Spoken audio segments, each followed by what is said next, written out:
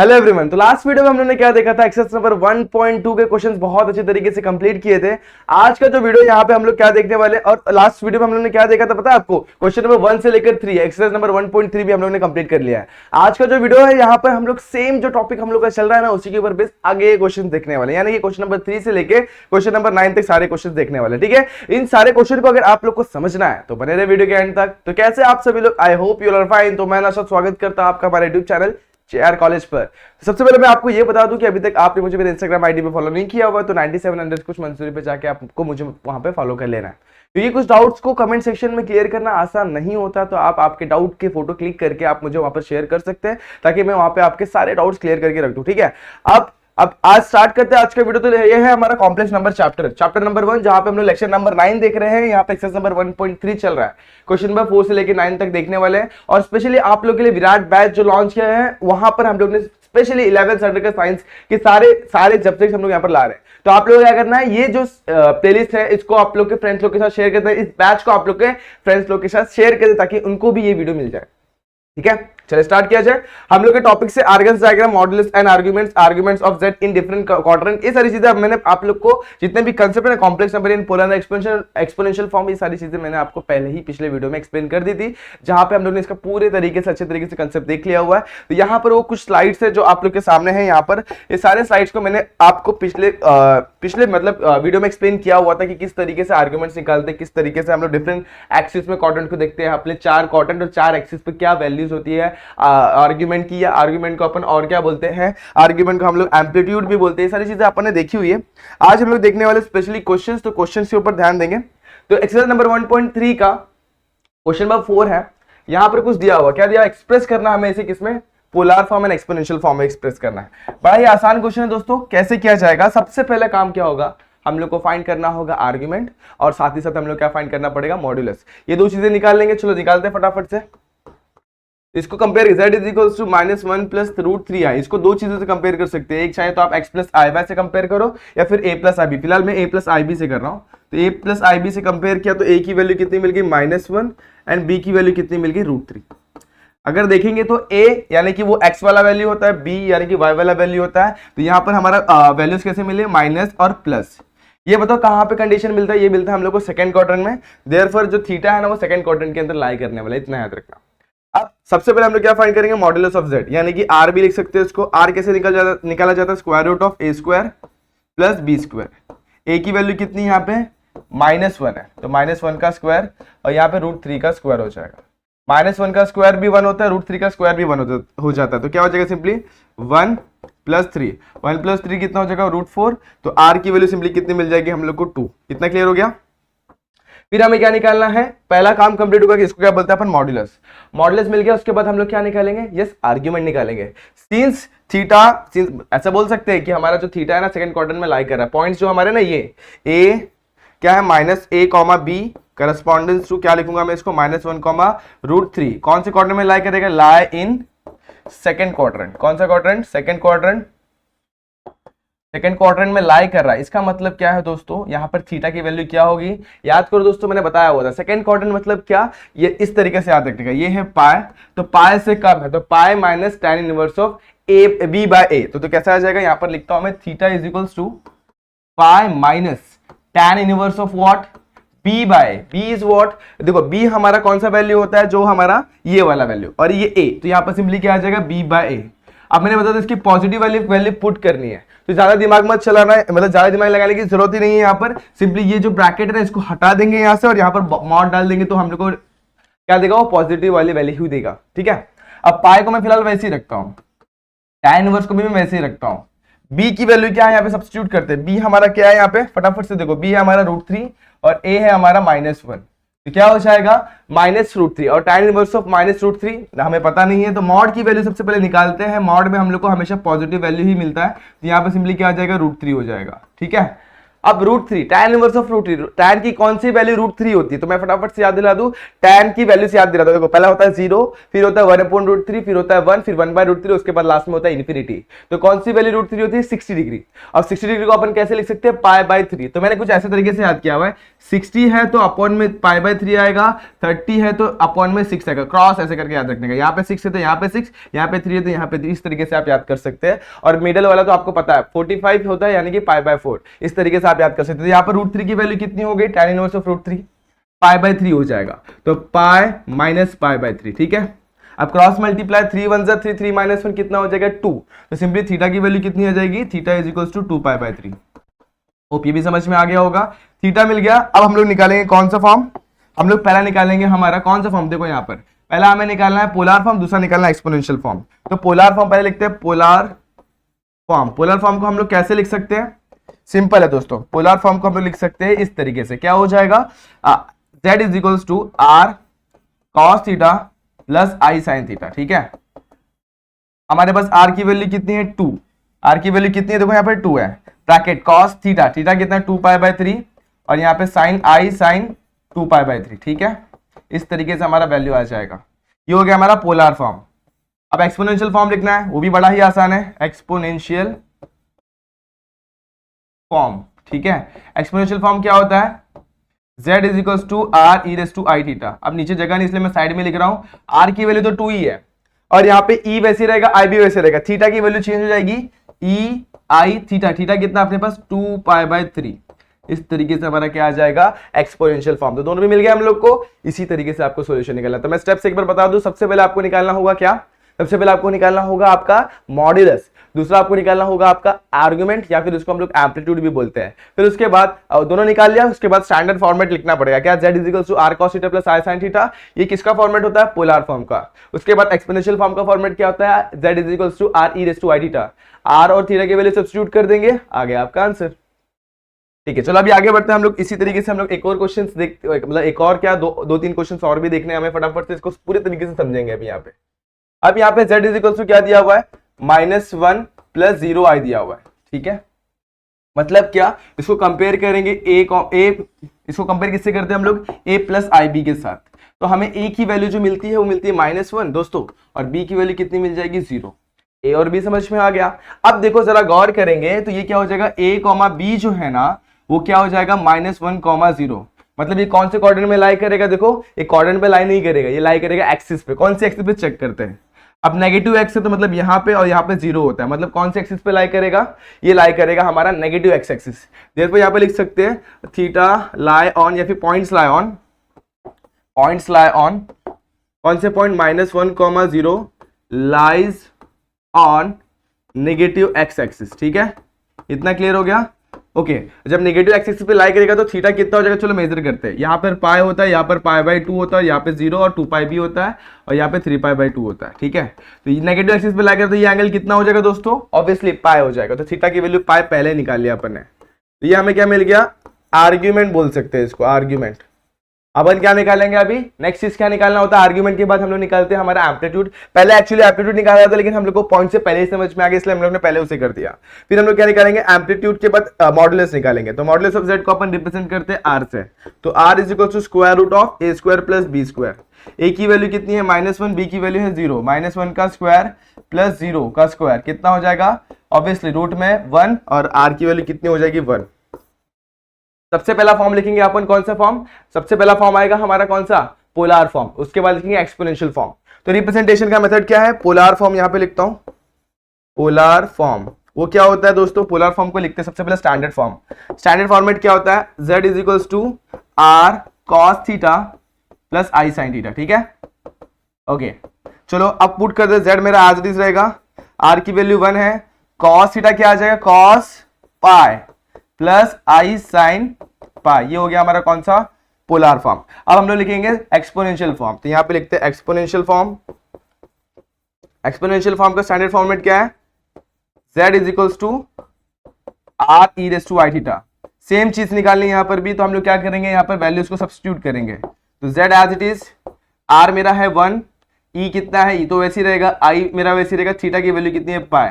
इसको अच्छे तरीके से लिख देते हैं e⁻i पाई, आगे हमारा ये कौन सा एक्सपोनेंशियल फॉर्म, तो ये रहा हमारा पोलर फॉर्म और दूसरा नीचे वाला क्या हो गया हमारा एक्सपोनेंशियल फॉर्म। होप आपको ये भी समझ में आ गया होगा। बड़ा ही आसान है दोस्तों, बस स्टेप वाइज आपको जाना है। सबसे पहले आप लोग क्या कर रहे हैं, स्टैंडर्ड फॉर्मेट में है कि नहीं, मतलब a प्लस आई बी में है कि नहीं, पहले वो देख लेना, अगर है तो आसान है। उसके बाद a और b की वैल्यू निकालेंगे, फिर चेक करेंगे कि हमारा जो ये पॉइंट्स है ना कहाँ पे लाई कर रहा है, first second third fourth quadrant, या एक्स एक्सिस पॉजिटिव वाली या एक्स एक्सिस नेगेटिव वाली, या y और x नेगेटिव पॉजिटिव पे लाई कर रहा है, वो चेक करेंगे। उसके बाद हिसाब से हमको थीटा मिल जाएगा। आर्ग्यूमेंट मिल गया, आर्ग्यूमेंट के बाद हम लोग निकालेंगे, क्या निकालेंगे दोस्तों, मॉडुलस। मॉडुलस मिल गया, पोलर फॉर्म का फॉर्मेट, एक्सपोनेंशियल फॉर्म का फॉर्मेट, पुट करेंगे वैल्यूज, आ गया हमारा आंसर। ठीक है, अब बढ़ते हैं हम लोग नेक्स्ट क्वेश्चन पे, जहां पे हम लोग क्या बोला हुआ, इस तरीके से कुछ तो भी दिया हुआ है, लेकिन देखो ये स्टैंडर्ड फॉर्मेट में नहीं है, तो सबसे पहले इसको स्टैंडर्ड फॉर्मेट में लाना होगा। कैसे लाएंगे दोस्तों, सबसे पहले z is equal to 1 plus 7i दिया हुआ है, अपॉन में 2 माइनस आई दिया हुआ है, तो 2 माइनस आई का होल स्क्वायर है, यानी कि इसका क्या करेंगे, स्क्वायर ले लेंगे, तो क्या हो जाएगा a square plus minus 2ab, तो 2 2 जा 4i प्लस b का स्क्वायर है, i का स्क्वायर। ठीक है, यहाँ पे सॉल्व करता हूं, यहाँ पे जगह कम लेंगे अपन, 1 प्लस 7i अपॉन, देखो i का स्क्वायर कितना होता है -1, तो 4 minus 4i minus 1, 1 plus 7i as it is, 4 minus 1 3 minus 4i, ये सारी चीजें आपको पता है। ठीक है, अब आप लोग को मैं हर बार बोलता हूँ, कभी भी ना कॉम्प्लेक्स नंबर वाला टाइम अगर डिनोमिनेटर में मिल गया ना, तो हम लोग करते क्या, सिंपली रैशनलाइज कर देते हैं। यहां पर भी हमें वही करना है, क्या करेंगे, रैशनलाइज करेंगे, मतलब क्या, कॉन्जुगेट के साथ, किसका कॉन्जुगेट, डिनोमिनेटर का कॉन्जुगेट के साथ न्यूमरेटर एंड डिनोमिनेटर में मल्टीप्लाई करेंगे। कॉन्जुगेट क्या होगा, 3 प्लस 4i, तो ऊपर भी क्या हो जाएगा 3 प्लस 4i, इतना क्लियर है। ओके, अब सामने सामने मल्टीप्लाई करते हैं, क्या होगा, सबसे पहले 1 है ना, इसके पास जाएगा, 1 3 जा 3, 1 जाएगा 4 के पास, 1 4 जा 4i, फिर 7i जाएगा 3 के पास, तो 7 3 जा 21, ठीक है, 21 कितना हो जाएगा 21i। ठीक है, आगे बढ़ते हैं, 7 4 के पास जाएगा, 7 4 जा 28 और i into I square, upon में क्या होगा, देखो a minus B multiply by a plus B, a minus B multiply by a plus B क्या होगा, a square minus B square, तो यहां पर वही होने वाला क्या, a square minus B square, यानी कि 3 का स्क्वायर माइनस 4i का होल स्क्वायर। ठीक है, अब 3 प्लस 4i, इसको वैसे 3 और यहां पर देखो 28, तो 2 मिनट देखते हैं, एक स्टेप लेते हैं, उसके बाद लिखेंगे। 4 प्लस 21 कितना हो जाएगा 25, और यहाँ पे कितना आ जाएगा i, ये क्या हो जाएगा 28, i का स्क्वायर कितना होता है -1, तो 28 मल्टीप्लाई बाय -1 कितना हो जाएगा -28, तो यहाँ पे सिंपली कितना आ जाएगा -28 होल डिवाइडेड बाय। ठीक है, इतना तो क्लियर होगा। देखो फिर से 3 4 प्लस 21 25 -28, नीचे आते हैं अभी, 3 का स्क्वायर 9, 4 का स्क्वायर 16 और i का स्क्वायर कितना होता है -1, यहाँ पर मैं -1 लिख देता हूं। चलो आगे बढ़ते, 3 माइनस 28 कितना हो जाएगा -25, तो ये हो जाएगा -25 प्लस 25i, और नीचे कितना हो जाएगा, देखो माइनस माइनस प्लस, तो कितना होगा 9 प्लस 16 कितना हो जाएगा 9 प्लस 16 हो जाएगा। ठीक है, अब आप लोग को पता है 9 प्लस 16 25 होता है, और डिनोमिनेटर में न्यूमरेटर में 25 कॉमन निकाल के कैंसिल कर देंगे, तो यहाँ पर क्या मिल जाएगा, इधर से मैं 25 को कॉमन निकालता हूं, ऊपर बचेगा -1 प्लस 1i, इस तरीके से लिख सकते हैं, और नीचे क्या बचेगा 25 कैंसिल, तो z की वैल्यू क्या मिल गई -1 प्लस i, z क्या मिल गया -1 प्लस i। अब देखो इतना पहले सॉल्व करना पड़ा अपने को, उसके बाद क्या करेंगे, इसको कंपेयर करेंगे, किससे कंपेयर करेंगे, आसान है दोस्तों, कंपेयर करो इसको x a plus I B के साथ, तो a प्लस आई बी के साथ जब कंपेयर करेंगे तो a की वैल्यू कितनी मिल जाएगी -1 एंड b की वैल्यू मिल जाएगी 1।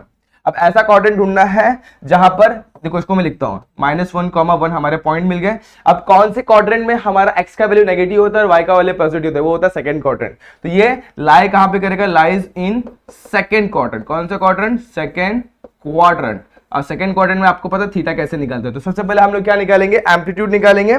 सबसे पहले अपन आर्ग्यूमेंट एम्पलीट्यूड को बाद में निकालेंगे, पहले निकालेंगे हम लोग किसको, हम लोग निकालेंगे हमारा मॉड्यूलस। तो मॉड्यूलस क्या होता है, r is equal to square root of a square plus b square. अब a की वैल्यू है -1, b की वैल्यू है +1, तो क्या हो जाएगा -1 का स्क्वायर प्लस 1 का स्क्वायर, 1 का स्क्वायर 1 का स्क्वायर 1, 1 प्लस 1 कितना हो जाएगा √2, तो r की वैल्यू कितनी आ जाएगी, सिंपली √2। अब स्क्वायर रूट ऑफ 2 हम लोग को पता नहीं, तो उसको वैसे रखा जाएगा। थीटा क्या होता है, थीटा आप देखो सेकंड क्वाड्रेंट में लाई कर, तो मैंने बताया था सेकंड क्वाड्रेंट मतलब पाई से कम है, पाई से कम है मतलब क्या आ जाएगा पाई माइनस, पाई से ज्यादा रहेगा थर्ड क्वाड्रेंट में लाई कर तो पाई प्लस, ये ध्यान में रखना है आप लोग को।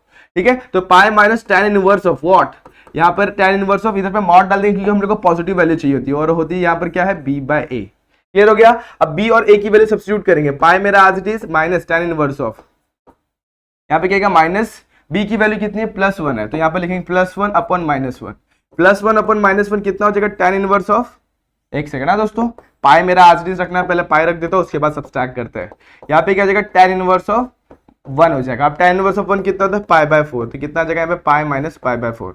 अब सब्सट्रैक्ट कर दो, अब क्रॉस मल्टीप्लाई, 4 - 1 कितना होगा 3, तो यहाँ पर क्या आ जाएगा सिंपली 3π/4, तो यहाँ पर क्या आ गया हमारा 3π/4, ये किसकी वैल्यू, थीटा की वैल्यू, थीटा मिल गया, थीटा मिल गया दोस्तों। अब आगे बढ़ते हैं, हमें क्या निकालना सबसे पहले पोलर फॉर्म, तो पोलर फॉर्म निकालना है। पोलर फॉर्म का फॉर्मेट क्या होता है आपको पता है दोस्तों, क्या r is equals to sorry z is equals to r cos theta, z is equals to r bracket में cos theta plus i sin theta, value substitute करते हैं।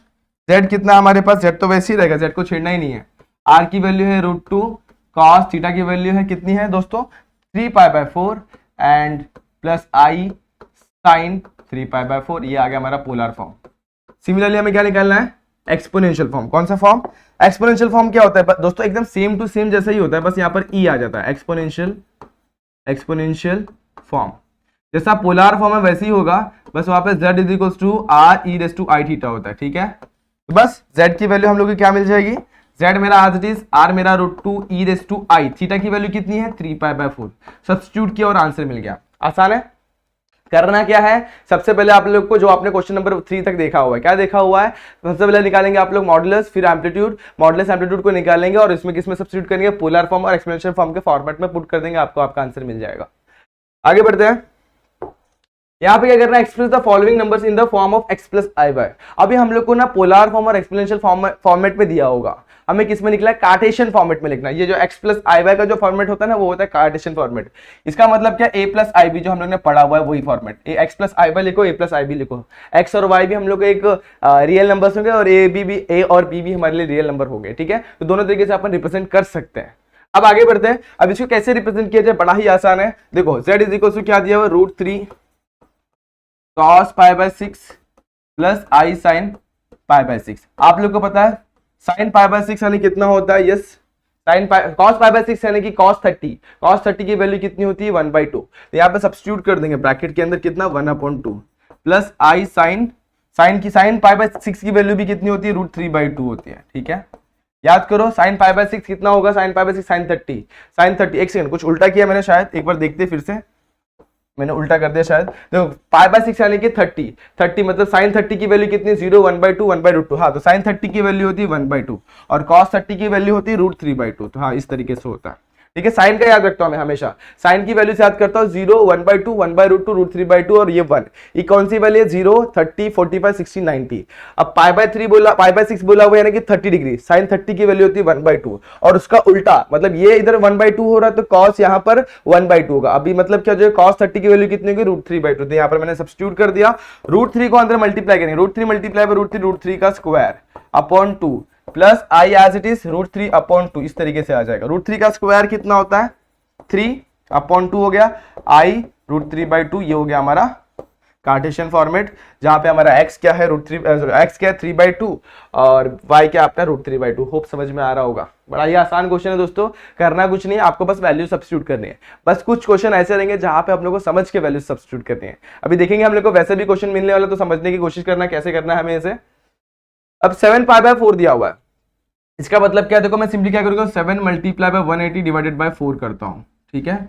अब 180 डिवाइडेड बाय 4 40 कितना 45 हो जाएगा, यहाँ पर 45 हो जाएगा, 45 मल्टीप्लाई बाय 7 करते हैं, 7 5 सा 35, यहाँ पे एक मिनट देखते हैं 180 डिवाइडेड बाय 4 कितना, 180 का हाफ 90, 90 का हाफ 45, परफेक्ट है।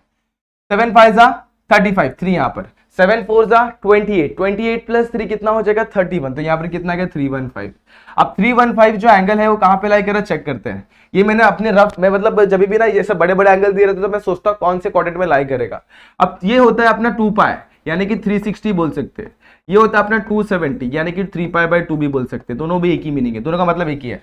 अब 315 जो है ना मेरा कौन से क्वाड्रेंट में लाई करने वाला, इस क्वाड्रेंट पे, इस क्वाड्रेंट में, ठीक है। ये 315 है, ठीक है, ये जो एंगल है ना 315 है, इसको मैं कैसे लिख सकता हूं, देखो 315 को 360 में सब्सट्रैक्ट करके देखता हूँ कितना एंगल बच रहा है, मतलब ये एंगल कितना बच रहा है। तो मैं देखो यहाँ पे इसको 10 5 हो जाएगा, यहाँ पे कितना हो जाएगा, इधर पे 315, यहाँ पे कितना हो जाएगा 5 5 में से 1 जाएगा तो बचेगा 4, हो जाएगा 0, कितना मिला 45 डिग्री। तो सिंपली इसको मैं 2 पाई माइनस 45 यानी कि पाई बाय 4 लिख सकता हूं। देखो फिर से समझो मैं फिर से क्या बता रहा हूं। सबसे पहले ये क्या है, एंगल है 315 डिग्री। 315 लाई कर आपने फोर्थ क्वाड्रेंट में, फोर्थ क्वाड्रेंट में कोई भी एंगल लाई कर रहा है तो उसको अपन किसके सबट्रैक्शन के साथ लिखते हैं, 2 पाई माइनस थीटा लिखते हैं। तो यहां पर अभी देखो 2 पाई माइनस थीटा, ये थीटा कितना आएगा वो हम लोग को समझना होगा। तो अगर मैंने चेक किया तो ये 2 पाई में से अगर मैं 45 सब्सट्रैक्ट करूंगा तो मुझे ये एंगल मिलेगा। देखो 2 पाई पूरे एंगल में से, पूरा एंगल 2 पाई है, उसमें से अगर मैं ये वाला एंगल सब्सट्रैक्ट कर दूंगा तो मुझे ये लाइन मिल जाएगी। राइट है कि रॉन्ग है? ऑब्वियसली राइट है। तो यहां पर मैं सिंपली क्या लिखूंगा, 2 पाई माइनस 45, और आप लोग को पता है 2 पाई माइनस 45 यानी कितना हो जाएगा, 2 पाई माइनस पाई बाय 4। तो बस समझ में आ गया। एग्जाम में भी आप लोग को ऐसे करना, पहले एंगल फाइंड आउट कर लो, इतने बड़े एंगल्स दिए हुए, उसके बाद देखो कौन से क्वाड्रेंट में लाई कर रहा है। सपोज इस क्वाड्रेंट में लाई कर रहा होता तो हम लोग इस एंगल को कन्वर्ट करने की कोशिश करते हैं पाई प्लस समथिंग थीटा में, तो मान लो पाई प्लस पाई बाय 4 आ गया। तो ये इस तरीके से हम लोग यहाँ पर सब्स्टिट्यूट करते हैं, किसको, 7 पाई बाय 4। तो 7 पाई बाय 4 को अपन कैसे लिख सकते हैं, देखो मैंने भी जस्ट बताया आप लोग को, 7 पाई बाय 4 को अपन लिख सकते हैं 2 पाई माइनस 45 यानी पाई बाय 4। 45 को अपन पाई बाय 4 भी लिख सकते हैं। सब्स्टिट्यूट कर देंगे, z is equal to √2 cos 2 pi minus pi by 4 plus i sin 2 pi minus pi by 4। ठीक है, आगे बढ़ते हैं। sin 2 pi cos 2 pi minus theta, देखो जब भी यहाँ पे डिवीजन में 2 नहीं है तो cos का cos ही मिलेगा। चलो देखते हैं, अभी cos का cos मिलेगा। अब नेगेटिव मिलेगा कि पॉजिटिव, वो चेक करते हैं। तो देखो आफ्टर स्कूल देन कॉलेज, तो यहाँ पर फोर्थ क्वाड्रेंट में cos हमारा क्या होता है, पॉजिटिव, और ये एंगल भी हमारा फोर्थ क्वाड्रेंट में लाई कर रहा था, ये पॉजिटिव ही रहेगा, और जो भी एंगल है वो एज इट इज हमें यहाँ पर मिल जाएगा। अब साइन के पास जाते हैं, साइन का यहाँ पर में 2 नहीं तो साइन ही मिलेगा। आप नेगेटिव पॉजिटिव चेक करते हैं, यहाँ पे क्या आएगा i, और एंगल ही मेरा वैसे रहेगा। आप नेगेटिव और पॉजिटिव को चेक करते हैं। After school then college, fourth quadrant में साइन क्या होता है, नेगेटिव, तो यहाँ पर क्या हो जाएगा, नेगेटिव और ब्रैकेट क्लोज। ये सब अलाइड एंगल के फंडे हैं, आप लोग को ये सारी चीजें पहले से पता होनी चाहिए। अगर नहीं पता तो आप लोग मुझे कमेंट करिए कि अलाइड एंगल का एक सेपरेट वीडियो बना दो, तो वहां पे आपको मैं अलाइड एंगल का टॉपिक पूरे अच्छे तरीके से एक्सप्लेन कर दूंगा। ठीक है, ओके। अब आगे बढ़ते हैं। cos पाई बाय 4 की वैल्यू कितनी होती है, यस cos पाई बाय 4 होता है हमारा 1/√2, और sin पाई बाय 4 भी होता है हमारा 1/√2। यहाँ पे लिखेंगे 1/√2 i 1/√2। ठीक है, अब √2 से अंदर मल्टीप्लाई कर लो या फिर 1/√2 कॉमन निकालो, तो कैंसिल कैंसिल, यहाँ पे क्या बचेगा 1, और यहाँ पे क्या बचेगा i इंटू 1, यानी कि क्या मिल गया 1 माइनस i, हमें z की वैल्यू मिल गई। अभी हम लोग क्या समझ में आया, देखो फिर से समझो पॉइंट्स क्या है हमारे यहाँ पर। अगर कंपेयर करूंगा तो a की वैल्यू है यहाँ पे 1 एंड b की वैल्यू है यहाँ पर -1। अब 1 -1 यानी x की वैल्यू पॉजिटिव, y की वैल्यू नेगेटिव, कौन से क्वाड्रेंट में आती है, फोर्थ क्वाड्रेंट। तो हमारा थीटा कौन से क्वाड्रेंट में लाई करेगा, फोर्थ क्वाड्रेंट में। बस इतना ही था इस क्वेश्चन में। आप लोग को होप ये भी चीज समझ में आ गई होगी, किस तरीके से हम लोग ने परफेक्ट आंसर निकाला है। समझ में आ रहा है कि नहीं आ रहा है? बहुत आसान क्वेश्चन दोस्तों, कुछ डरने वाली चीज ही नहीं है। अब आगे बढ़े, अब थोड़ा सा और हैवी क्वेश्चन लेते हैं। देखो यहाँ पर ये क्या दिया हम लोग को, e⁻π/3i। तो ये सिंपल है, इसको हम लोग कैसे लिख सकते हैं, ये देखो हमारा कौन सा फॉर्मेट है, एक्सपोनेंशियल फॉर्मेट। अगर मैं सबसे पहले इसको पोलार में लिखूंगा, कौन से फॉर्मेट में, पोलार फॉर्म, तो पोलार फॉर्म में लिखूंगा इसको। अगर मैं कंपेयर करूंगा r e⁻i थीटा से, तो मुझे r की वैल्यू मिल गई 1 और थीटा की वैल्यू कितनी मिल गई, π/3। चलो आप सब्स्टिट्यूट करते हैं, तो z की वैल्यू कितनी हो जाएगी, पोलार फॉर्म पहले लिख लेता हूं, r cos theta plus i sin theta. Polar form से फिर अपन कार्टेशियन में जाएंगे, तो z इज इक्वल टू कितना हो जाएगा, 1 cos थीटा की वैल्यू π/3 प्लस i sin π/3। ठीक है, अब सेम क्वेश्चन अपन ने किया, π/3 यानी कितना, 60 डिग्री। cos 60 कितना होता है, 1/2, तो यहाँ पे लिखूंगा 1/2, और sin 60 कितना होता है हमारा 1/√2 होता है, कितना होता है 1/√2। ठीक है, तो यहाँ पर सिंपली अपन क्या लिखेंगे, √3/2 होता है, कितना होता है √3/2। फिर से याद दिलाता हूँ, sin 0 की वैल्यू 0, sin 30 की वैल्यू 1/2, फिर 1/√2, फिर √3/2 और 1, तो ये कितना हो गया, √3/2। यहाँ पर अपन क्या सब्स्टिट्यूट करेंगे, √3/2, तो √3 सब्स्टिट्यूट कर दिया, 1 से मल्टीप्लाई कर दो सेम, तो 1/2 प्लस i √3/2 हमारा क्या हो जाएगा, कार्टेशियन फॉर्मेट। होप ये भी समझ में आ गया। ठीक है, बहुत आसान क्वेश्चन दोस्तों, बिल्कुल डरने वाली चीज ही नहीं है, बहुत आसान है। अब इसको भी सेम टू सेम सबसे पहले अपन किससे कंपेयर करेंगे, हमारे एक्सपोनेंशियल फॉर्म से। वो क्या होता है, r e⁻i थीटा। कंपेयर करेंगे तो r की वैल्यू 1 मिल गई और थीटा की वैल्यू कितनी मिल गई, -4π/3 मिल गई। मतलब आपने 4π/3 लिख तो गड़बड़ हो जाएगा। ठीक है, अब आगे बढ़े, हम लोग कौन सा फॉर्मेट लिखेंगे, कौन सा format, polar form. Polar form किससे रिप्रेजेंट किया जाता है, सिंपल, जैसे यहाँ पे लिखा वैसे ही, आर ब्रैकेट में cos theta plus i sine theta, ठीक है। अब r की वैल्यू जरा कंपेयर करने के बाद हमें 1 मिली, थीटा की वैल्यू हमें -4π/3 मिली, तो z इज इक्वल टू क्या आ जाएगा, 1 multiply by cos -4π/3 plus i sine 4π/3, ठीक है, माइनस में, लेकिन हाँ अब देखो क्या होगा, अब 1 से मल्टीप्लाई करें तो सेम मिला, तो 1 को अपन कंसिडर नहीं करते, 1 से मल्टीप्लाई करते मान लेते हैं। अब cos माइनस थीटा क्या होता है, cos थीटा ही होता है, ये आपको पता होना चाहिए, तो ये आ जाएगा cos 4π/3। साइन माइनस थीटा क्या होगा, माइनस साइन थीटा, तो ये प्लस माइनस माइनस आई साइन 4π/3। अब चलो इस एंगल को अपन टेस्ट करते हैं, यहाँ पे साइड में करता तो आपको समझ में आएगा। 4π/3 को मैं ऐसे लिखता हूँ, 4π/3 इज इक्वल्स टू, पाई मतलब कितना होता है 180। देखो हम लोग डायरेक्ट एंगल को समझना थोड़ा मुश्किल होता है, पाई के टर्म में कैसे या समझे, तो यहाँ पर हम लोग क्या करते हैं, पाई की वैल्यू यहाँ पर 180 पुट करते हैं, आपको पता है पाई 180 ही होता है। अब अपन क्या करेंगे, डिवाइड करेंगे, 3 1 जा 3 3 से डिवाइड करेंगे तो 60, ठीक है। अब 6 4 जा 24, 240 डिग्री। अब देखेंगे तो 240 कौन से क्वाड्रेंट में लाई करेगा, चेक करते हैं। देखो ये होता है पाई यानी कि 180 होता है, ये होता है 270 यानी कि 3π/2, ये होता है हमारा 2π यानी कि 360, और इसको 0 भी लिख सकते हैं, कोई ज्यादा डिफरेंस नहीं, और यहाँ पर π/2 आ जाएगा। 240 कौन से क्वाड्रेंट में लाई करेगा, हमारे थर्ड क्वाड्रेंट में।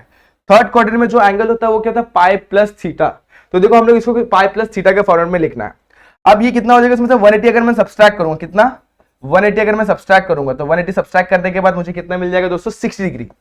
तो सिंपली मैं इसको पाई प्लस 60 लिख सकता हूं, यानी कि 60 डिग्री मतलब कितना होता है, π/3। तो देखो मैं इसको तोड़ना चाहूंगा तो मैं इसको दो तरीके से कर सकता हूं, एक तो ये मुझे समझ में आ गया फंडा, दूसरा ये फंडा। देखो इसको मैं कैसे लिखूं, मैंने अभी जस्ट आपको एक्सप्लेन किया, ये होगा 60 मतलब कितना डिग्री, π/3, तो मैं इसे cos पाई प्लस π/3 लिख सकता हूं। अब यहां पर इसको और एक और तरीके से मैं बता दूं कैसे लिख सकते हैं, मैं इसको 3π प्लस π/3 लिख सकता हूं, और इसको भी मैं आई साइन 3π प्लस π/3 लिख सकता हूं। 3 को दोनों में बांट दूंगा, 3 को जब मैं बांटूंगा, अब मेरा 3 के टर्म्स में क्यों तोड़ा, क्योंकि डिनोमिनेटर में 3 है, तो 3 दोनों को बांट दूंगा, तो यहाँ पर क्या बचेगा पाई, और यहाँ पर क्या बचेगा π/3। सिमिलरली यहाँ पर भी 3 दोनों में बांट दूंगा, तो 3 3 कैंसिल हो जाएगा, यहाँ पर क्या बचेगा पाई, और यहाँ पे π/3, ठीक है। ओके अब बताओ साइन पाई प्लस थीटा, अब देखो sorry cos pi plus theta को पहले देखते हैं। cos pi plus theta third quadrant में लाई कर रहा है, थर्ड क्वाड्रेंट यानी after school then college. cos क्या होता है वहां पे नेगेटिव, तो यहाँ पे हम लोग क्या मिलेगा, नेगेटिव, और π/2 नहीं है, यहाँ पे सिर्फ पाई है, तो cos का cos ही रहेगा। अगर π/2 होता तो cos का साइन हो जाता, यहाँ पर क्या है cos, और यहाँ पर क्या आ जाएगा π/3। आगे बढ़ते हैं माइनस, अब देखो यहाँ पर क्या आएगा cos pi plus π/3, same third quadrant में लाई करेगा, थर्ड क्वाड्रेंट में हमारा साइन क्या होता है, नेगेटिव, यहाँ पर सिर्फ tan पॉजिटिव होता है, ठीक है जगह माइनस, तो ये देखो पहले से माइनस है, तो फिर एक और माइनस आ जाएगा, माइनस माइनस क्या हो जाएगा प्लस आई, और यहाँ पर क्या हो जाएगा साइन में π/3। अब बस वैल्यू सब्स्टिट्यूट करनी है, cos π/3 की वैल्यू कितनी होती है, यस अभी जस्ट अपन ने निकाली, cos π/3 कितना होता है 1/2, sin π/3 कितना होता है 1/√2, बस यहाँ पे लिखता हूं मैं, यहाँ पे क्या हो जाएगा -1/2 प्लस आई 1/√3/2, ये हो गया हमारा z। लास्ट में एक तरीके से फिर से लिख देता -1/2 प्लस आई √3/2, और यही है हमारा आंसर। बस आपको बस एंगल्स को तोड़ने आना चाहिए, किस तरीके से तोड़ना मैंने आपको जैसे एक्सप्लेन किया, इस तरीके से आप तोड़ सकते हैं। यहाँ पे हमारा कितना बचा 240 यहाँ पे लाइक करें, यहाँ से यहाँ तक 180 होगा, 180 प्लस 60 हम लोग लिख सकते हैं, इस तरीके से आप तोड़ सकते हैं, या फिर ये आप सिंपल वाला फंडा लगा के भी तोड़ सकते हैं। आसान है दोस्तों, राइट एंगल का फंडा लगाओ, या थोड़ा सा दिमाग लगाओ, मैथ्स लगाओ, तो भी सॉल्व हो जाता है। दो तरीके से मैंने आपको बता दिया, आपके ऊपर डिपेंड करता है आप कौन सा इस्तेमाल करना चाहते हैं, ठीक है। तो होप ये क्वेश्चन भी आपको समझ में आया होगा। अब हम लोग आगे बढ़ते फटाफट से, ढेर सारे क्वेश्चन लेने हमें। अब देखो यहाँ पे जो क्वेश्चन दिया हुआ है इसको हम लोग को लिखना है पोलर फॉर्म में। देखो ऐसे दिया हुआ, इस फॉर्मेट में दिया हुआ, वैसे किसमें लिखना है, पोलर फॉर्म। तो कैसे किया जाए, आसान है दोस्तों, लेकिन थोड़ा सा समझने वाली चीज है। पोलर फॉर्म में लिखना है तो हम लोग को थोड़ा सा कॉम्प्लिकेटेड चीज मिलने वाली है, थीटा हमको हम लोग को जैसा चाहिए वैसा ना मिले, तो बस मैं जिस तरीके से बता रहा हूं पहले इस पर ध्यान दीजिए, और इसके बाद इसको सॉल्व करते हैं। देखो सबसे पहले क्या दिया हुआ है, z is equal to I -1 upon cos π/3, cos π/3 यानी cos 60 कितना होता है 1/2 plus i sign π/3, I sign π/3 यानी कि √3/2, ठीक है। अब अपन क्या करेंगे, देखो 2 दोनों में बेस में सेम है, 2 सिंपली ऊपर चल जाएगा, तो क्या हो जाएगा 2 मल्टीप्लाई में आई -1/1 प्लस आई √3। आप लोग चाहे तो 2 को डायरेक्टली अंदर मल्टीप्लाई भी कर सकते हैं। अब उसके बाद क्या करेंगे, हम लोग रैशनलाइज करेंगे। किसको रैशनलाइज करेंगे, डिनोमिनेटर को। डिनोमिनेटर में क्या है हमारे पास 1 प्लस आई रूट 3, तो इसको कॉन्जुगेट से मल्टीप्लाई करेंगे न्यूमिनेटर एंड डिनोमिनेटर में। ठीक है, आ जाएगा 1 माइनस आई रूट 3, 1 माइनस आई रूट 3। ओके, अब क्या होगा, देखो सबसे पहले ये टर्म से ना पूरा इसके साथ मल्टीप्लाई करने के पहले 2 अंदर मल्टीप्लाई कर दो, 2i माइनस 2। अब यहां पर भी सेम टू सेम ब्रैकेट बना दो, यहां पे कर दो 1 माइनस आई रूट 3। अब यहां पर बढ़ते हैं, देखो यहां पर क्या हो जाएगा 1 प्लस आई रूट 3, 1 माइनस आई रूट 3। सिंपल, क्या हो जाएगा ए स्क्वायर माइनस बी स्क्वायर, यानी कि 1 का स्क्वायर माइनस आई रूट 3 का स्क्वायर। ठीक है, डन है यहां तक। अब z की वैल्यू हमें क्या मिल गई, z इज इक्वल्स टू दोस्तों 2i माइनस 2। तो सबसे पहले 2i को 1 से मल्टीप्लाई करेंगे तो क्या हो जाएगा 2i। तो इसके बाद 2i को y रूट 3 के साथ मल्टीप्लाई करेंगे। ध्यान दो 2i को किसके साथ मल्टीप्लाई कर रहे हैं, i रूट 3, तो 2 रूट 3 हो जाएगा वहां पे, और सिंपली i इंटू आई क्या हो जाएगा, i का स्क्वायर। आगे बढ़ते, अब माइनस 2 को 1 के साथ मल्टीप्लाई करें तो माइनस 2, और माइनस 2 को i रूट 3 के साथ मल्टीप्लाई करते minus minus plus i 2 root 3। ठीक है, फिर से देखो 2 को अपन रूट 3 के साथ मल्टीप्लाई करें 2 रूट 3, और i आ गया, और माइनस माइनस क्या हो गया प्लस, और होल डिवाइडेड बाय क्या आ जाएगा दोस्तों 1 का स्क्वायर 1, i रूट 3 का स्क्वायर i स्क्वायर, और रूट 3 का स्क्वायर कितना हो जाएगा 3। ठीक है, i स्क्वायर की वैल्यू होती है -1, तो माइनस माइनस प्लस होने वाला नेक्स्ट स्टेप में। 2i मेरा एज इट इज। अब देखो यहाँ पे 2i और 2 रूट, यहाँ पर ध्यान देना, यहाँ पे थोड़ा सा आप लोग को समझने वाली चीज है, यहाँ पर 2i और यहाँ पे क्या है 2 रूट 3 है।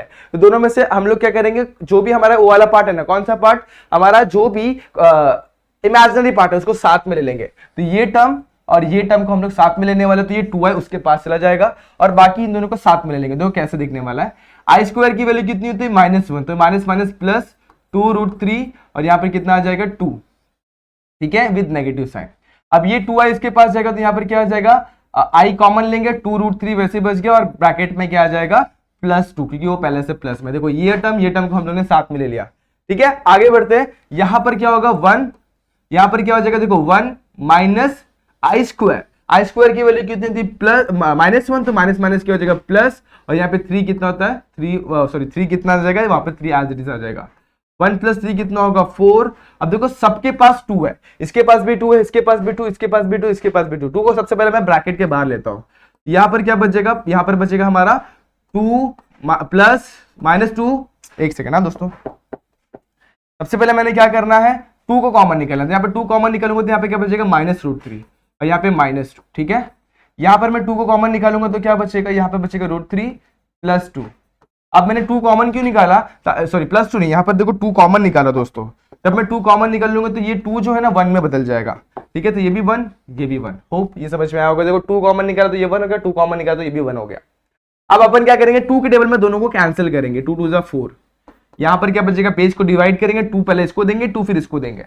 जब इसके पास जाएगा तो ये किस में बदल जाएगा, -√3 -1 whole divided by 2 real part, और उसी के साथ साथ √3 + 1 होल डिवाइडेड बाय 2, ये क्या हो गया हमारा इमेजिनरी पार्ट। तो हमें z मिल गया, किस में मिल गया, हमारा कार्टेशियन फॉर्मेट में।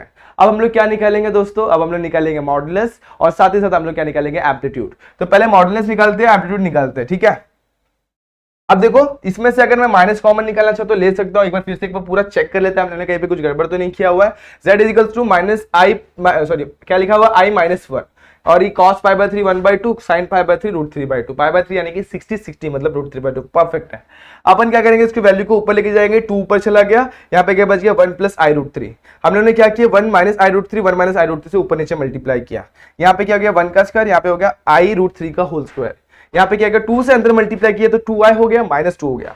यहाँ पर भी एज इट इज सारे टर्म्स आ गए। अब अपन ने क्या किया मल्टीप्लाई किया, 2i सबसे पहले 1 के पास जाएगा तो 2i होगा, 2i i√3 के पास जाएगा तो माइनस माइनस वैसे ही रहेगा, और i का स्क्वायर हो जाएगा 2√3 हो जाएगा। परफेक्ट।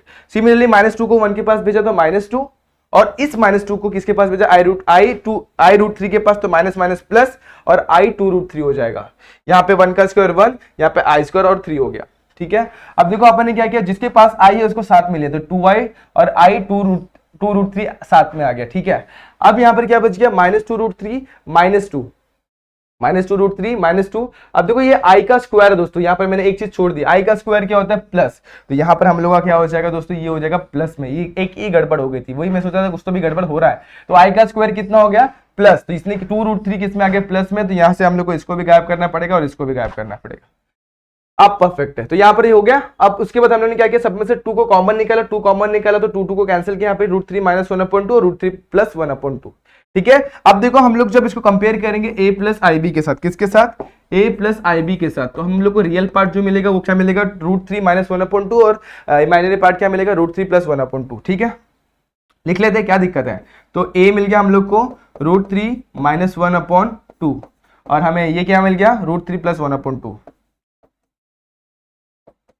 ठीक है, अब हम लोग को निकालना है मॉड्यूलस और इसके साथ हम लोग क्या निकालना है, आर्ग्यूमेंट। तो मॉड्यूलस निकाल लेते हैं। यहाँ पर मॉड्यूलस क्या मिलेगा, सिंपल है, r = √a² + b²। अब a की वैल्यू क्या है, जरा ध्यान देंगे, √3 - 1/2 है, उसका होल स्क्वायर हो जाएगा और ये जाएगा √3 + 1/2, इसका होल स्क्वायर हो जाएगा। ठीक है, अब यहां पर क्या होने वाला है, देखो 2 का स्क्वायर तो 1 होता है ना, नहीं पागल, 2 का स्क्वायर तो 4 होता है, तो दोनों का बेस सेम है, तो 4 को मैं एज इट इज लिख दूंगा, एक के नीचे एक। अब यहां पर क्या हो जाएगा, √a² - b² और यहाँ पे a² + b², तो a² - b² का फॉर्म, a² - 1 का मतलब a - b होल स्क्वायर का फॉर्मूला क्या होता है, सिंपल सा, a² - 2ab -2 × √3 × 1 + b² मतलब 1 का स्क्वायर। सेम टू सेम यहाँ पर भी वही होगा, यहाँ पर बस प्लस वाले टर्म्स आएंगे सारे के सारे, √3 का स्क्वायर + 2 × √3 × 1 और लास्ट में क्या आ जाएगा, 1 का स्क्वायर। ठीक है, ओके। अब √3 का स्क्वायर कितना होता है, 3, तो यहाँ पर कितना हो जाएगा, 3 कितना आ जाएगा, सिंपली 3 आ जाएगा दोस्तों। तो यहाँ पर मैं लिखता हूँ 3 और यहाँ पर क्या होगा, देखो यहाँ पर एक चीज होगा, ये टर्म सेम चीज है लेकिन अपोजिट साइन, तो कैंसिल 0 हो जाएगा। यहाँ पर क्या बच गया, 3 + 1 + 3 + 1 अपॉन 4, 3 + 1 कितना होता है, 4, 4 + 4 कितना हो जाएगा, 8, 8 डिवाइडेड बाय 4 कितना हो जाएगा, √2 हो जाएगा। तो कितना मिल गया आर की वैल्यू, √2। ठीक है, देखो फिर से 3 + 1 4, 4 + 4 कितना हो जाएगा, 8, 8 डिवाइडेड बाय 4 कितना होता है, 2, तो आंसर कितना आ गया, √2। ये हमें मिला क्या, मॉड्यूलस मिला। हमें क्या निकालना है, एम्पलीट्यूड भी निकालना है। तो थीटा क्या होगा, थीटा = tan इनवर्स। अब देखो कौन से कोऑर्डिनेट में लगा रहा है, पहले वो चेक करते हैं। अब देखो a भी पॉजिटिव और b भी पॉजिटिव है, सिंस a और b कितना है हमारा, √3 - 1/2 और क्या है, √3 + 1/2, लाई किसमें करता है, lie in first quadrant, lies in first quadrant में लाई कर रहा है। ठीक है, फर्स्ट क्वाड्रेंट में लाई कर रहा है, इसका मतलब क्या है, इसका मतलब ये है कि जो अपनी थीटा की वैल्यू होगी simply tan inverse of b by होगा। क्या होगा, tan inverse of b by, b की वैल्यू सब्स्टिट्यूट करते हैं, tan इनवर्स ऑफ b की वैल्यू कितनी, √3 - 1 होल डिवाइडेड बाय 2, सॉरी ये √3 + 1 है b की वैल्यू, और a की वैल्यू कितनी, √3 - 1 होल डिवाइडेड बाय 2, 2 कैंसिल, क्या बच गया, √3 + 1 अपॉन √3 - 1। तो थीटा कितना मिल गया हम लोग को, tan इनवर्स ऑफ √3 + 1 अपॉन √3 - 1। ठीक है, अब हम लोग को इसकी वैल्यू पता है क्या, √3 + 1 √3 - 1 नहीं पता, तो इसको ऐसे ही छोड़ देना, ज्यादा कुछ सोचना नहीं है। अब हमें क्या लिखना है, पोलर फॉर्म में लिखना है। कौन से फॉर्म में लिखना है, पोलर फॉर्म। अब आप लोग को याद होगा पोलर फॉर्म क्या होता है, z = r cos theta + i sin theta. ठीक है, सब्स्टिट्यूट करेंगे वैल्यूज को, z = r की वैल्यू कितनी है, √2। अब cos थीटा की वैल्यू कितनी है, देखो tan इनवर्स ऑफ √3 + 1 अपॉन √3 - 1। अब इतनी बड़ी वैल्यू यहाँ पर लिख सकते हैं, लेकिन क्या जरूरत है लिखने की, थीटा लिखो सिंपल, लास्ट से अपन थीटा की वैल्यू बता देंगे, भाई ये होता है। तो यहाँ पर i sin थीटा आ गया और यहाँ पर वेयर थीटा कितना हमारा, theta = tan inverse of √3 + 1 upon √3 - 1। इस तरीके से आपका सोल्यूशन मिल जाएगा आपको। इसको बॉक्स बनाओ और यही है लास्ट में आपका सोल्यूशन। होप ये भी समझ में आया होगा, थोड़ा सा लेंदी था लेकिन समझने वाला चीज था, बस गलती देखो यहाँ पर हो रही थी अपनी, उसको जरा ध्यान दिया हम लोगों ने। यहाँ पर देखो i² की वैल्यू -1 होती है, तो यहाँ पर अपन प्लस लिखना भूल गए थे, बस वो गलती होती है। ध्यान देते हुए चलेंगे तो परफेक्टली अपन सॉल्व कर सकते हैं। ठीक है, तो इस देखो जैसे मैं भी एक इंसान हूं, तो इंसानों से ही तो गलती होती है, तो हम लोग ने यहाँ से क्या सीखा कि साइन का परफेक्टली हमें ध्यान देना है और हम लोग को एग्जाम में ऐसी गलतियां नहीं करनी। ठीक है, अब बढ़ते हम लोग नेक्स्ट क्वेश्चन पे। नेक्स्ट क्वेश्चन क्या, हमारा क्वेश्चन नंबर 8, जहां पे हम लोग कुछ तो भी वेरीफाई करना है। अब किस तरीके से वेरीफाई करना है, आपके सामने सारे क्वेश्चन, ये देखो यहाँ पर 4 क्वेश्चन है और बहुत ईजी क्वेश्चन है, कुछ भी नहीं इन क्वेश्चन में। ठीक है, तो सबसे पहले z क्या दिया हमें, z = 2 + 3i दिया हुआ है। पहले को सॉल्व करने के लिए हम लोग क्या करने वाले, देखो पहला हमें किसकी जरूरत है इसमें, जेड बार की। तो सबसे पहले जेड बार निकाल लेते हैं। इसको जेड बार को अपन क्या बोलते हैं, कॉन्जुगेट ऑफ जेड। कैसे निकालने का, 2 माइनस 3i, जो भी आई वाला टर्म रहेगा उसके आगे का साइन चेंज कर देने का, माइनस हो जाएगा। अब अपन क्या करेंगे, जेड बार का बार निकालेंगे। तो जेड बार का बार क्या हो गया, जेड बार का बार देखो यहां पर मैं लिख रहा हूं, जेड बार का बार हो गया सिंपली कितना, अब देखो इसका भी कॉन्जुगेट लेना, तो क्या हो जाएगा 2 प्लस 3i। और जरा अगर ध्यान दूंगा तो z is equal to 2 plus 3i, वही तो z है, देयरफॉर वेरीफाइड। समझ में आ गया, बहुत इजी क्वेश्चन है दोस्तों, कुछ करना ही नहीं है इसमें, ऐसा लगता है। अब सेकंड वाला भी मैं करके दिखाता हूं, जरा ध्यान देना। z इंटू जेड बार निकालना, तो z क्या है, z हमारे z डॉट जेड बार निकालना, तो z हमारे पास क्या है 2 प्लस 3i। जेड बार हमने निकाला वो क्या है 2 माइनस 3i। अब देखो a minus B multiply by a plus B, क्या हो जाएगा a square minus B square, यानी 2 का स्क्वायर प्लस माइनस 3i का स्क्वायर। 2 का स्क्वायर 4, 3 का स्क्वायर 9, i का square as it is. i का स्क्वायर कितना होता है -1, तो क्या जाएगा 4 plus 9 that is equal to 13। तो z डॉट जेड बार कितना आ गया हमारा 13। अब उसमें आरएचएस में क्या निकालना है, मॉड्यूलस ऑफ z का स्क्वायर। किसका निकालना है, मॉड्यूलस ऑफ z का स्क्वायर। वो क्या होगा, स्क्वायर रूट ऑफ 2 का स्क्वायर प्लस 3 का स्क्वायर और इसका स्क्वायर निकालना। समझ में आ रहा है कि नहीं आ रहा, देखो मॉड्यूलस ऑफ z क्या होगा, a square plus B square. a क्या है हमारा 2, b क्या हमारा 3, तो a और b का मतलब a square plus B square हो गया। अब इसका भी स्क्वायर चाहिए इसको, तो यहाँ पर हम लोग स्क्वायर डाल दिया। अब ऊपर का स्क्वायर और स्क्वायर रूट कैंसिल, यहाँ पर क्या बच गया 2 का स्क्वायर 4, 4 प्लस 9 कितना हो गया, 4 प्लस 9 सिंपली हमारा क्या आ जाएगा 13। तो इस तरीके से हम लोग को फ्रॉम 1 एंड 2 हम लोग ने क्या देखा, हमने देखा कि z dot Z bar is equal to mod of z का स्क्वायर, देयरफॉर वेरीफाइड।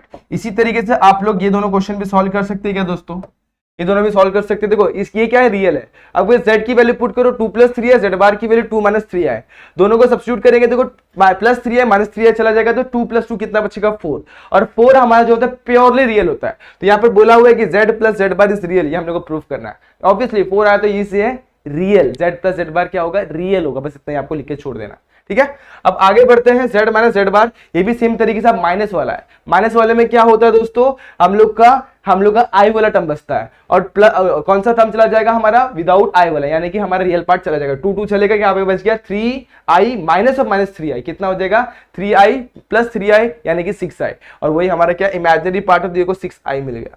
ये भी समझ में आ गया, ये भी आप लोग कर सकते हैं, आसान है। हम लोग बढ़ते हैं क्वेश्चन नंबर 9, जो बहुत ज्यादा इंपॉर्टेंट एग्जाम में मोस्टली पूछ सकता है, तो इसको जरा ध्यान से करना है, ठीक है।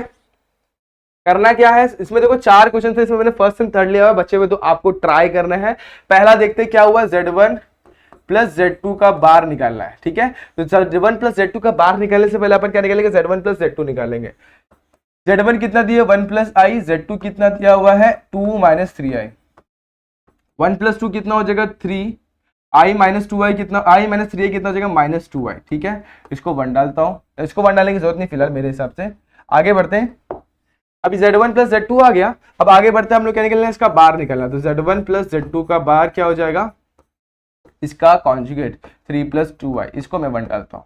अब आगे बढ़ते हैं, हमें क्या निकलना है, z1 का बार प्लस z2 का बार। तो z1 का बार कितना होगा 1 माइनस i, z2 का बार कितना होगा 2 माइनस 3i, ठीक है।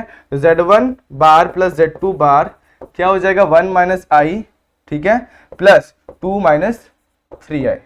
परफेक्ट। एक बार फिर से चेक करते हैं, देखो z1 का बार कितना होगा 1 माइनस i, z2 का बार कितना होगा 2 प्लस i, यहाँ पे प्लस आएगा, ठीक है। अब 1 प्लस 2 कितना हो जाएगा 3, माइनस i प्लस 3i कितना हो जाएगा प्लस 2i।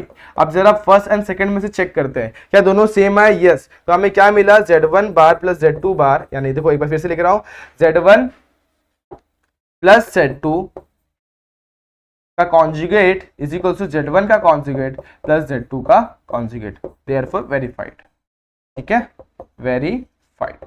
इस तरीके से आपको ऐसे क्वेश्चन सॉल्व करना है। अब यहां पर भी सेम वे में कर लेते हैं फटाफट से, 2 स्टेप का ही, मतलब 2 ही चीज पूछी हुई है। z1 डॉट z2 बार, z1 डॉट z2 का bar is equal to z1 bar plus z2 bar. Simple है, सबसे पहले z1 डॉट z2 निकालेंगे। z1 कितना अपने पास 1 प्लस i, और z2 कितना अपने पास 2 माइनस 3i, ठीक है। अब 1 को 2 से मल्टीप्लाई करेंगे तो 2 होगा, 1 को 3 से मल्टीप्लाई करेंगे 3i, i को मल्टीप्लाई करेंगे 2i, और i को मल्टीप्लाई करेंगे 3i के साथ, तो क्या हो जाएगा 3i का whole square, 2 as it is, minus 3i plus 2i कितना होगा माइनस 3 प्लस 2, ऑब्वियसली कितना हो जाएगा माइनस 3 प्लस 2 हो जाएगा हमारा माइनस i, और देखो i का स्क्वायर होता है -1, तो ये हो जाएगा प्लस 3, 2 + 3 कितना का 5 माइनस आई, तो हमें मिल गया z1 डॉट z2। अभी हमें निकालना है क्या z1 डॉट z2 का बार निकालना यानी कॉन्जुगेट निकालना, तो क्या जगह 5 + i हो जाएगा, ये इजी है, को 1 डाल देते हैं। अब निकालना है z1 बार डॉट z2 पर, यानी z1 का कॉन्जुगेट मल्टीप्लाई बाय z2 का कॉन्जुगेट। z1 का कॉन्जुगेट हमने निकाला 1 माइनस आई, z2 का कॉन्जुगेट हमने निकाला 2 + 3i, ठीक है। अब दोनों को मल्टीप्लाई करते हैं, देखो सिंपल है, इसी तरीके से करना है। 1 multiply bye 2 2, 1 multiply by 3 3i, ठीक है। -1 multiply bye 2 sorry -i multiply by 2 -2i, और -i मल्टीप्लाई बाय 3 -3i का स्क्वायर, ठीक है, 2 एज इट इज। अब यहाँ पे 3i - 2i कितना हो जाएगा, प्लस आई आ जाएगा यहाँ पे, और यहाँ पे आई स्क्वायर की वैल्यू होती है कितनी होती है -1, यहाँ पे कितना जाएगा +3, ठीक है। 2 + 3 कितना जाएगा 5, 5 + i हमारा आ गया आंसर। तो z1 डॉट z2, z1 बार डॉट z2 बार, यानी z1 का कॉन्जुगेट डॉट z2 का कॉन्जुगेट, हमें क्या मिला 5 + i। अब जरा इक्वेशन नंबर 1 और इक्वेशन नंबर 2 को जब हम लोग चेक करेंगे तो दोनों भी इक्वल मिले, देखो ये भी 5 + i है और ये भी हमारा क्या है 5 + i। दोनों को हम लोग क्या करेंगे, सिंपली सब्स्टिट्यूट करेंगे और हम लोग क्या लिखेंगे z1 डॉट z2 का bar is equals to z1 का बार डॉट z2 का बार, ठीक है। और ये हमारा सॉल्यूशन। होप आपको समझ में आया होगा। कोई भी डाउट कोई भी दिक्कत तो फटाफट से पूछ लेना, कमेंट सेक्शन में कमेंट कर देना। देखो क्वेश्चन नंबर हम लोग का 3 से लेके मतलब क्वेश्चन नंबर 4 से लेके 9 तक के सारे क्वेश्चन आज हम लोग ने कंप्लीट कर दिए। अब क्वेश्चन नंबर 9 में सेकंड और थर्ड मैंने आप लोग को छोड़ा और क्वेश्चन नंबर 6 मैंने आप लोग के लिए छोड़ा। वो 2 क्वेश्चन आप लोग को सॉल्व करने हैं और वो क्वेश्चन अगर आपने सॉल्व कर लिया तो समझ लेना कि पूरी एक्सरसाइज आपको आ गई, ठीक है। तो होप ये सारे क्वेश्चन आपको समझ में आए हैं। अगर समझ में आए तो क्या करना है, अपने आपको इस वीडियो को लाइक करना, अपने दोस्तों के साथ शेयर करना, साथ ही साथ क्या करना है, इस चैनल को सब्सक्राइब करने के साथ साथ बेल आइकन को भी क्लिक कर देना है, ठीक है, तो ताकि सबसे पहले आपको ऐसी वीडियो की नोटिफिकेशन सबसे पहले आपको ही मिले, ठीक है। तो मिलते हैं नेक्स्ट वीडियो में, जहां पे हम लोग क्या देखने वाले हैं, हम लोग कुछ नए टॉपिक्स, नए फंडेज समझने वाले हैं और उसी के साथ साथ नई एक्सरसाइज समझने वाले हैं। उन सारी चीजों को समझेंगे नेक्स्ट वीडियो में। तब तक के लिए stay tune and good bye.